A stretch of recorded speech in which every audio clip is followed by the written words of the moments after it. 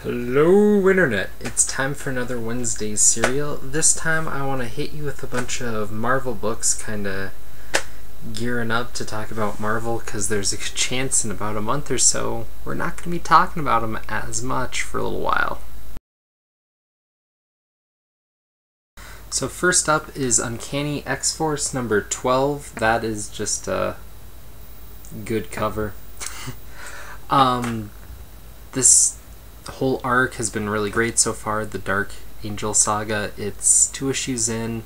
They're playing with the Age of Apocalypse stuff. We're getting a lot of otherworldly bits, but with awesome art and just whatever Remender's doing to add a little bit of magic to this book. I don't know what it is, but another great issue. And I mean, 12 issues in this book. I mean, I just have to say, check it out. It's consistently solid. The story's there, and there's all these great nods to X-lore of the past. If you're an X-Men fan, this is it's just a fun book that's just well done. The art is just incredible every time, despite the fact that it seems to have a bit of a rotating art cast. So yeah, just thumbs up on that. And there was Secret Warriors 28, and this book was just the little book that could. Hickman took it and started off with such a bang, and just kind of faded, and admittedly the story and the point of the book kind of wandered, which was something kind of odd. I mean, for something under 30 issues to wander at all does really prove that it was kind of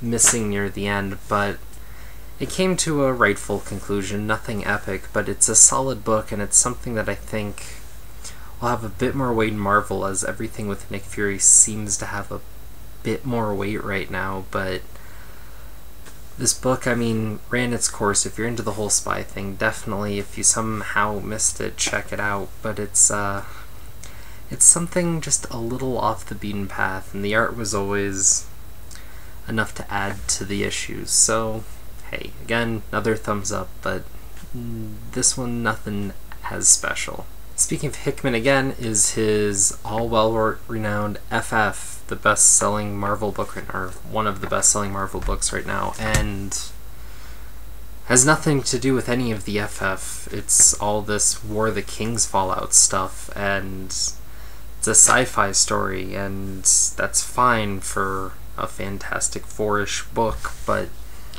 has nothing to do with any of the characters, and we're getting all this build-up, and I don't see why. I don't really care. I felt like we were building up to something much more interesting than the book just took this side churn, and I don't really care. And honestly, it's the sort of thing that makes you want to drop a book if you're reading one story to get sidetracked with another one with a whole bunch of characters you don't know or care about. What's the point? So, resounding thumbs down for now. But I mean, it's part of it too is that, I mean, even for a story that I don't know too well, it doesn't seem particularly well written. The art is particularly sloppy on some frames. Like, overall, I mean, yeah, it's fairly strong, but there's some points where the lines just fade away, the colors kind of blur, and maybe they're going for some sort of effect for it being sci-fi spacey, but it just comes off as sloppy.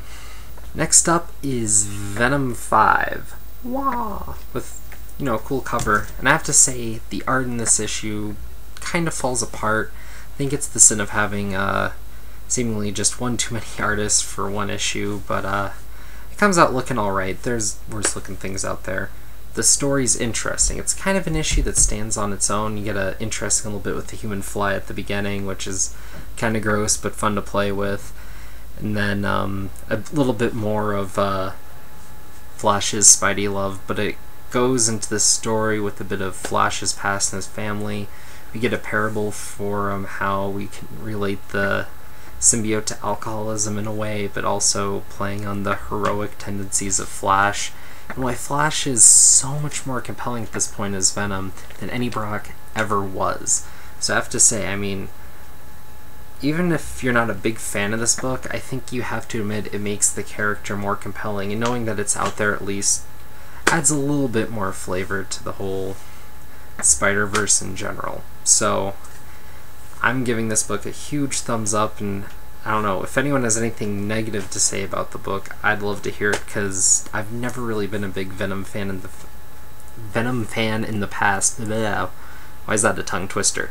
But the whole series is turning me around to say this is actually a really interesting concept when you don't just over-villainize it to the point where bad versus good, but to have a character trying to tame the beast, as it were, for the greater good, but yet kind of playing to his own ends, is far more compelling. Then we're gonna jump. I know I said Marvel, but a book came out that was so amazing this week that I totally recommend to anyone, despite it being darker, so, you know, maybe not kids. But beyond them, screw them anyways. There's this awesome book that was The Cape, Issue 1, which the only downside that I will say is that it's really just Issue 2. There was a one-shot that came out months ago. I talked about it then. And this book's out now. They recently re-released a director's edition of that first one-shot issue. Either way, I'd say find this if you can. It's a really compelling story of someone who is in a world where there aren't really superpowers, and he's granted them via this cape, and he's just kind of a rat bastard running around with it. It's kind of like a Mark Millar story, except with a bit more consequence and a bit more flair, I have to say. I like it a lot better, but it's a great issue. It is IDW, so you do get kind of that dot print kind of look to all the art, which isn't a bad thing. It's just something that's very IDW, and it's just an astounding story. Another chapter now that it's out. I'm looking forward to seeing more, and you know what? If it takes a little bit of time, I mean, if this book's bi-monthly or even a little more, you know, I'd rather have quality than consistency and issues being popped out for something like this, because it's something that if it isn't handled quite right would unravel and just be another irredeemable or another, you know, Kick-Ass or one of those sorts of stories. So it's nice to see something that's hitting that with being different and kind of a bit more graced with the idea of storytelling, at least in my mind, but maybe that's just opinion, my taste coming out, so that. And you know what? Fuck it. I don't do it too often anymore. I'm just running the gambit this week. So, also, XMen Schism, Issue 2. This is another example of, I don't know what it is, but when they do the X-Men event books, they do it right. A lot of the X books in between feel like they're just kind of waiting for the next thing to happen or whatever, but when the events hit, it's good stuff, and it makes you a little glad to be an X-Men fan, or at least I have been as long as I can remember, so hey, I'm biased as fuck. But this book is doing something that I've wanted to see for a long time. You have events going on with mutants, which should be worldwide, and you're getting the sense of that. You're hearing about reports coming in from across the world. You're dealing with international delegates. You're seeing the Avengers and everyone else dealing with it, because the X-Men are set in Marvel and not in their own freaking pocket universe, and so they should all be interacting. We're finally seeing that again, not in just some lame like X-Men Civil War off to the side thing, or X-Men Secret Invasion that makes no sense whatsoever.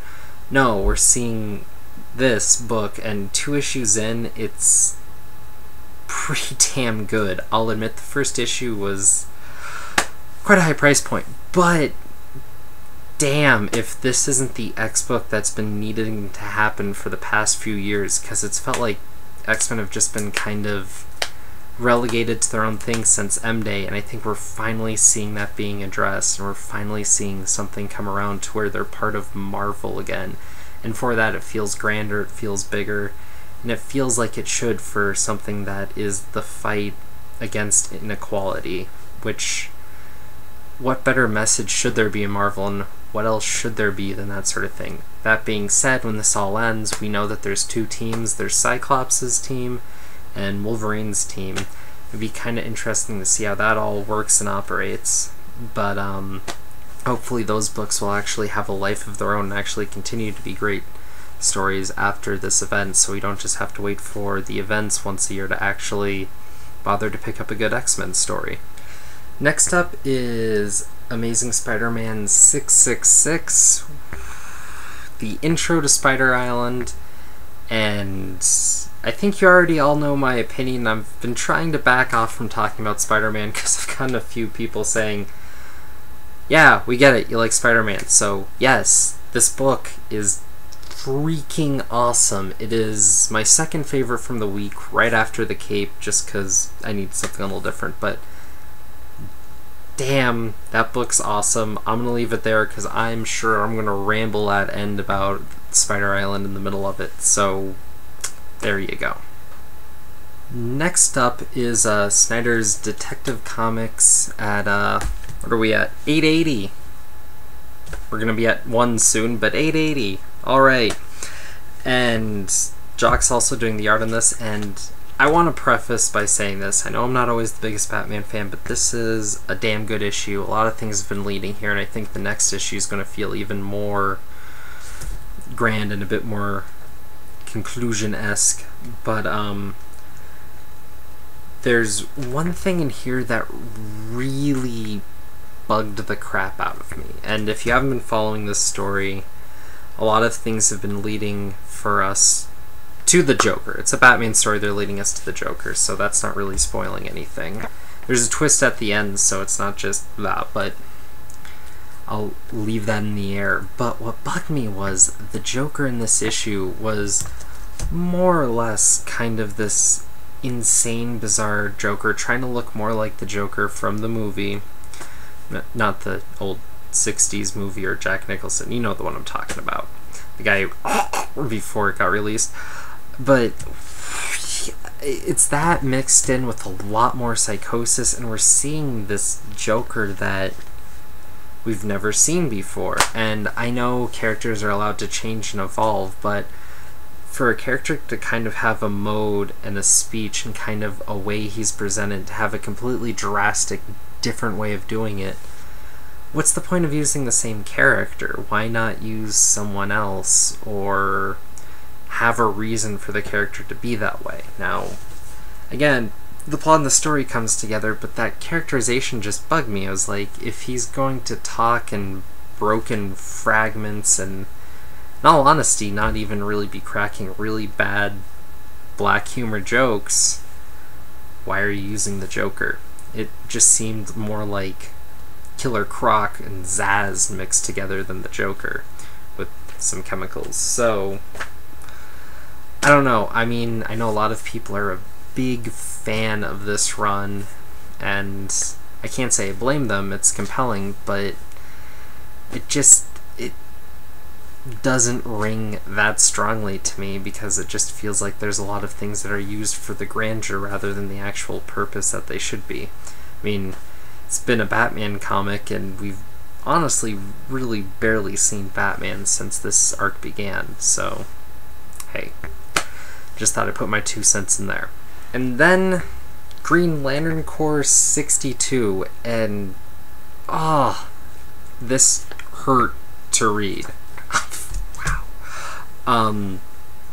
Bedard had been doing an amazing job with Green Lantern, pretty much since he started. Everything up to this issue I thought was better than anything else Green Lantern being written, and Bedard also won me over with Rebels. But this issue, part of it is, I feel like editorial mandate was coming down on him. In order to switch up whatever they need to for this relaunch, they're doing some stuff to Green Lantern and the characters, clearly, and wow. Basically, as the cover indicates, Sorek and Kyle are breaking up, and you see this whole bit with one of the Sapphire Lanterns, and almost everyone feels like they're out of character in this book. I don't know what it is. Part of the way the dialogue's written, just the way they're acting over some stuff, and it's just, they just come out of a tense time, but why some of these characters are at each other's throats and not just generally angsty seems off. And then it was a hard book to follow too, and the whole thing just made no sense, and I just feel like these last few issues are being completely victimized by the reboot. Hopefully it's something kind of like Omit from Spider-Man, where you have these terrible comics at the end of an era, as it were, and then once you restart, the vision is clear as to why certain things needed to happen. And then once you get there, the stories are so grand that, yeah, those comics sucked, but that's in the past. There's been tons of bad comics in the past, especially in these long runs of characters, and sometimes you have to burn down the house in the most painful way to get to the good stuff again. So I'm trying to stay positive here, but I really have a feeling there's one issue left before the relaunch, and I don't have a lot of hope for that issue, but at this point I'm chunked in to read it, so hey, I'll let you know when it gets here. So yeah, I haven't done one of these pile drop opinions in a while, but I was motivated to do so for whatever reason. I hope you enjoyed. If you did, like it, put in the comments. If you didn't, dislike it, tell me why in the comments. Again, death threats, then again, questions, comments, whatever. Doobly-doo. But peace, love, and a pint, and I'll catch y'all later.